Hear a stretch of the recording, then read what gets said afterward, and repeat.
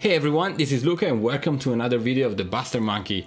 Today we are on Sketchbook Pro, Autodesk Sketchbook Pro, and for those who don't know, it's a program made by Autodesk, the house that does like Maya, if you guys don't know.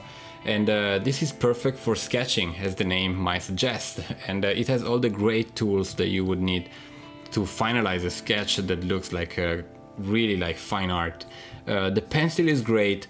The simulation of all these brushes, I have to say, is really powerful, and I used this software in the past quite a lot just because it has a lot of tools that Photoshop didn't have, and might make my life very easy. Like look at this perspective tool that you can just adjust 3 point, 2 point, 1 point, or you also have this fisheye symmetry, like all these little things that I really needed. And then you can just say the PSD and do whatever you want with it.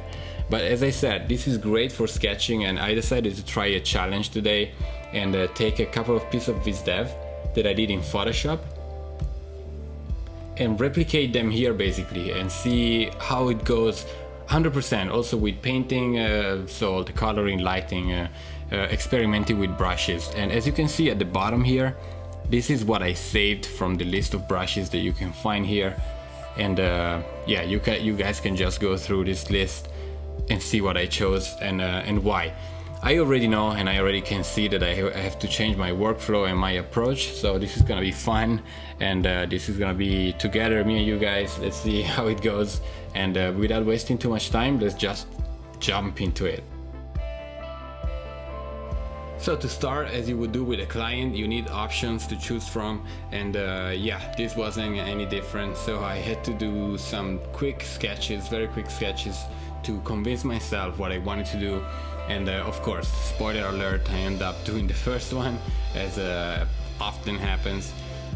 But again, I'm just exploring shapes, so thick and thin trunk, different kind of leaves, different design, and silhouette options, scale. As you can see in the fifth one, I kinda put together a little pier just to suggest that that's a massive tree, but again, it was a little boring, so I did another one with some curves and things like that. Again, I choose the first one, but I could have chosen any of those and just rework some of them, but the first one was the strongest one, I feel, because it had some thick and thin. I like the design choice of having some flat areas on the top of every leaf area, as well as like a 15 degrees floor, let's say, ground, whatever you want to say it in English, I don't know. But yeah, just for a silhouette purpose, I'm going to fill them up and see how they would work, because maybe, you know, maybe when I see them just full, I might change idea. I like the fifth one, for example, now that I see it like this, but again, there were a few of them that I liked, and at the end of the day I was like, okay, my brain always goes back to the first one, so let's just do that one. Again, I could have done any of those. This is not the seek of the experiment, which is finalize one really well, as best as I can, like I would be in Photoshop. These are the choices then. I'm going to isolate this one and get it ready for the cleanup. Okay, for the cleanup, I just turned down the opacity a lot of the sketch, and I start sketching on top of it on a new layer with the default pencil, as you can see. And well, my suggestion is not to rush this step, because this is the final, especially for this style. You saw my goal and the previous trees that I did, and I have the line, so I need to stay clean, essential, at the same time efficient, and easy to read, and blah blah blah, all these kind of funny things that of course rushing is just making it worst and not good. As well, I'm trying to understand how it might look in a 3D space if a 3D guy would model this tree, or as well, what kind of information should I give to a 3D guy in order to make him understand the space and the volume of it. So also all these lines in between, I'm trying to stay like rounded where I want to be rounded, and of course the painting, the color that I'm gonna put later It's gonna help a lot to understand the roundness of everything. At the same time, you don't want to lose like it needs to be cool. So you know, the 3D guy will add his own view on it, but this needs to speak for itself. And you know, because maybe they would make in a production maybe 50 trees like this, and stuff like that. So there's need to be a consistent language. If it makes sense, I hope it makes sense. If it doesn't make sense, write down below, and I make sure to answer better to this. But yeah, as you can see, I'm just trying to find cool ways to break down the main area of this without being too symmetrical, without being too perfect and specific on you know, or boring with the lines. I hope I did a good job. I don't know. Let me know what you think.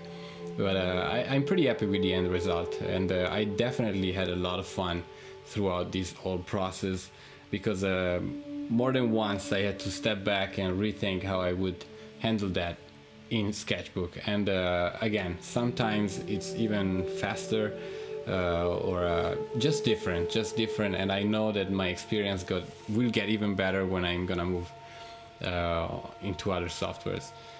So as you can see, again, I'm still defining the shape of it, and I'm trying to break it down also in some thicker areas and broken areas, if we want to call them like this, and clean the silhouette a little bit. These rounded areas on the edges are very important, I think, to keep the essence of the sketches that I was going for. So also balance the weight of the lines that you're gonna give is gonna help the painting a lot later on. So at this stage I'm already thinking on how I'm gonna paint some of these shapes, so to make my life easier as a painter and not too much as a cleanup artist, if it makes sense again.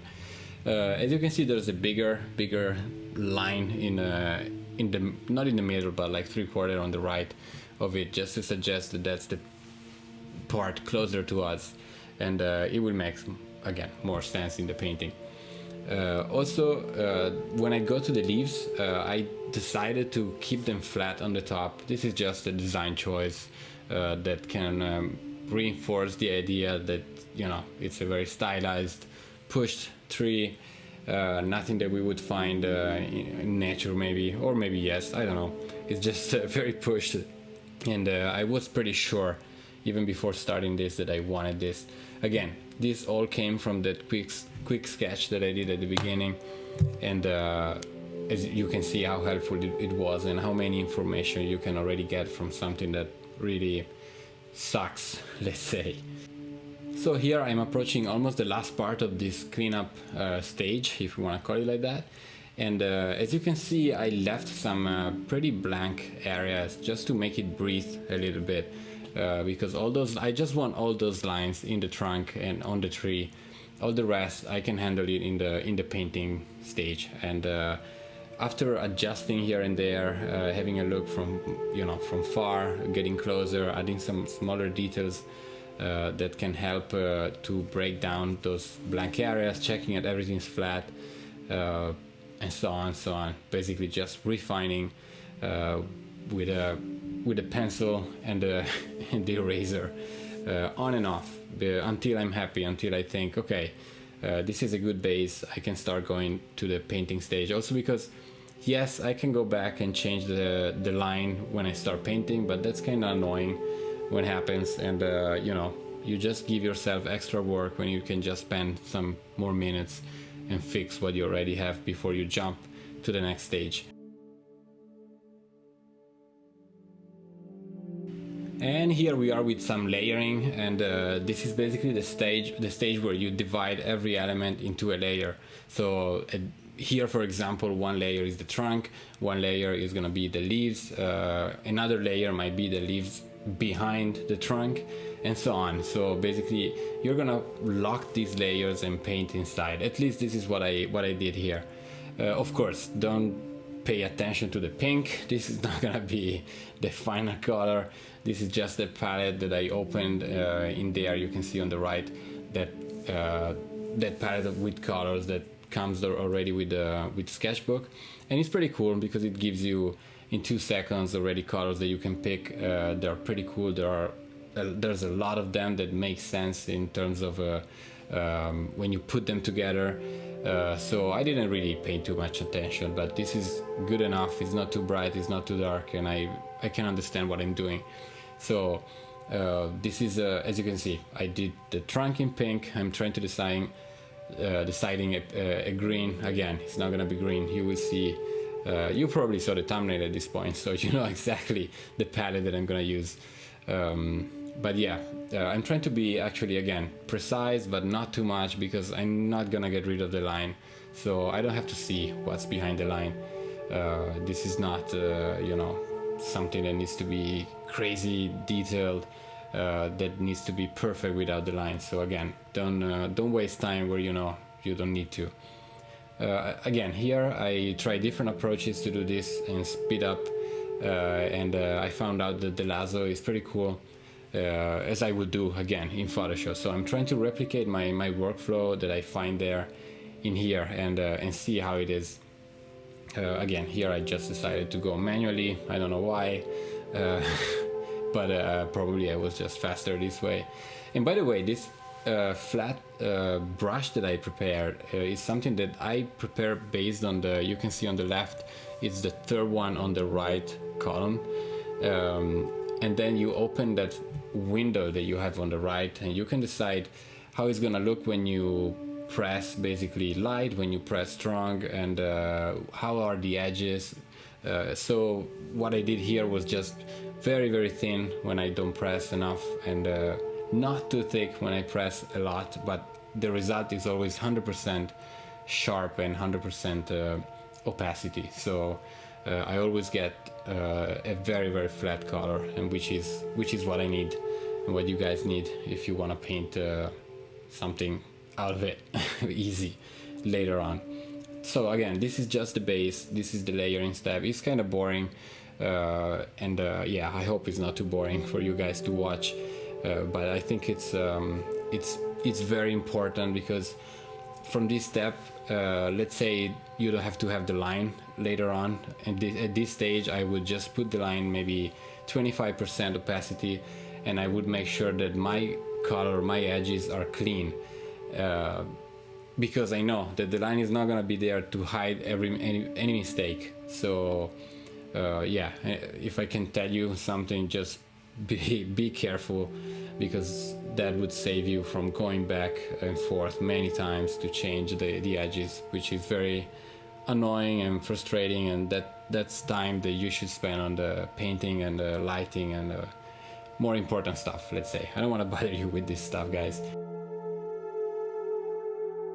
When the layering is done, the fun part starts, and as you can see here, I start with the real colors that I want to use, and on the top you can see a very ugly thumbnail of the color palette that I chose. It's a good way just to go up there, pick the color that I want to use, and go and paint with it.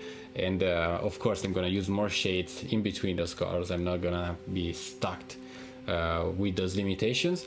But most importantly, I start with the bigger shape, and I want to solve how I'm gonna have the effect that I want to have in Sketchbook, because again, it's very different, and I was very excited to understand how to give the same approach that I would give there, because again the brushes are different, and the reaction is pretty different. So what I found out that I'm gonna share with you, at least in my experience, the smudge tools are awesome in Sketchbook, are very powerful.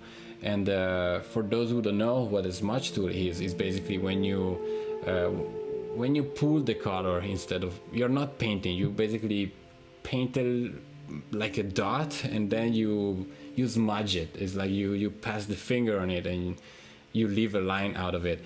And there are many of them, many kind that you can see I'm using, and they are represented as white in the panel on the left. So when you see me switching between the brush, which is the dark one, and the white one, it's because I'm smudging the line that I just did. And if you study the fine art painting, you see that the approach that I started using, since it's very line driven, this kind of tree, imagine that I would put like a dot or just a little bit of colors at the bottom or on the top of a line, and I would just smudge all the way down or all the way up that particular piece of color, and it would give me a very natural, super cool effect. And this is something that I would have never thought in Photoshop or anywhere else. So at least done like this, because it's just not what I'm used to. So again, it was super fun to do this discovery that at least it worked very well for this painting, and it gave me some very unexpected results that are, when you do some unexpected mistakes, let's call them mistakes, or things that you weren't not planning to do, but they look really cool, so you leave them there. Thanks to this approach, I had a lot of those cases. But what I'm trying to do here is to define not yet the three-dimensionality of the whole trunk, but to define every line. So to give a side of light and a side of bouncing light and a side of shadow if it's there, but not too heavy yet, just because I want to play with colors. I want to understand what color is where and why. So in this case, I'm pretending that there might be some green grass at the bottom, so there's gonna be some over the top bouncing light, which is always fun and has the three-dimensionality of the thing and the scale. I decided that to keep going with the trunk, maybe it was a good idea just to paint the leaves with the real color that I wanted to end up with, so I can understand better how much of some other colors I might need in the trunk in order to create a good harmony between them. So you want to have the big picture before, and then you just go work your way out to the smaller details. So this is also very important. You start on the big stuff and then you slowly go into the minor stuff. As you can see with the big soft brush, I'm going to soften the edges and darken an area or brighten the other one, just to suggest a little bit of depth. Not too much yet. I'm not at the stage where I'm already pushing back or pulling forward some parts of it. But again, this whole process helps to bring out some details. I will reach a point where I think it's way too much and it gets too contrasty, so I have to pull back some areas, and so on and so on. It's a game of finding the right balance between darks and lights and contrast as well. Also because you don't want to bring the attention to the whole thing. In my case, I wanted to focus on the top area, basically where it meets with the first layer of leaves. So you will see it's a little brighter, a little more contrasty, and hopefully theirs is where you watch, is where you look at first, and then you move around. But again, it's not a huge painting. This is what you would do in a Vis Dev research. You would do tons of things like this. This is just one kind of look, but you might be doing more complex stuff or more simpler stuff, you would say, you English people. Sorry about that. But again, here I'm starting slowly to go again, as I said before, into smaller details. So I work my way out on some smaller reflections and see where it's too much, where it needs more, where I need to push it back. And again, I try to also, if you see under the purple leaves, I painted some warmer areas just to suggest some scattering of them. Even if it's too much, I don't care about pushing at this stage. This is of course a pushed tree in every way. You shouldn't be afraid of pushing some aspects of it also to sell the idea even more. And again, something that I've learned is to not stay in gray areas in any point of your painting in general. If you want to do something, if you have an idea on the style or the coloring or whatever, just do it full on and make it clear. because if you just suggest it a little bit, it might look like a mistake. I don't know if it makes sense. I hope it makes sense. But for example, if you want to have a bouncy light, make it look like a really good bouncy light, unless you are not going for photoreal where you need the real value, perfect tones and stuff. But exaggerate everything a little bit just to sell some extra point on your idea, and no one will ever like come to you and say, hey man, it's too much, again, unless you're looking for a photoreal look, which was not where I was going for in this case. Here I was struggling a little bit with this grass that I was painting at the bottom, because I didn't want to put too many details. I wanted to keep it simple, and I mean, I think it works. It works the way it is. I wanted to keep it like a blank space almost, and not too many details. But I had fun right away jumping back on the leaves. And at this point, you will see that I start jumping back and forth between every part of the tree. And the way my brain works is that when I get kind of stuck into a place, I just change the place. So, and then I'll be back to it later on, and I probably 99% of the time be able to solve it, because I just start fresh again. And yeah, I'm trying to find a good balance here without going with too many leaves or too few. I had to try a little bit to give a good, to find a good style, the right brush. And as I'm doing all this stuff, by the way, when I change sections of the painting, this, for example, from the trunk to the leaves, I'm changing slightly the behavior of my brush, because I've noticed that it's very easy just to give another effect and to make the same brush look a complete another brush, just by changing a few values very, very quickly. So, for example, the leaves are they look pretty different from the trunk, but it's exactly the same brush. I ended up using basically two brushes if you don't count the pencil.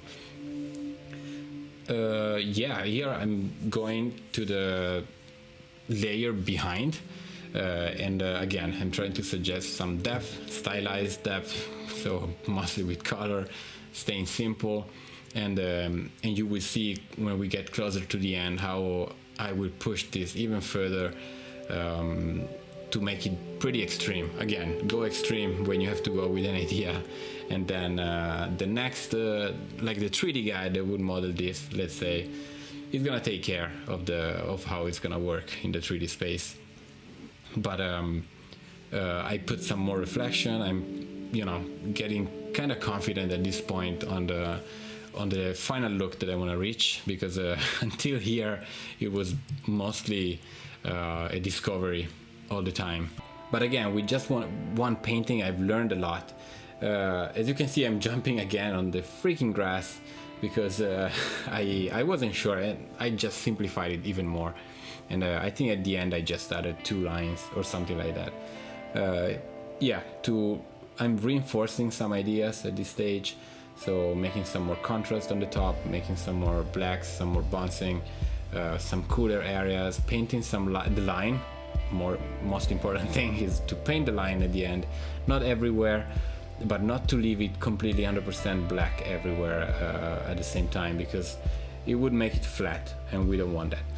But yeah, this is the final result. As you can see, I hope you guys had fun, and maybe you've learned something. I definitely did, and I had a lot of fun doing it.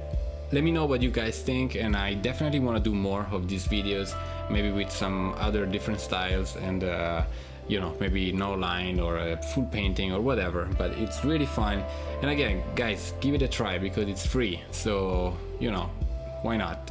It's really cool. But this is all for today. Thanks again for all your amazing support on every social media that I have. It's really cool to read your comments, and to know that you guys like what I do. And until next time, guys, take it easy.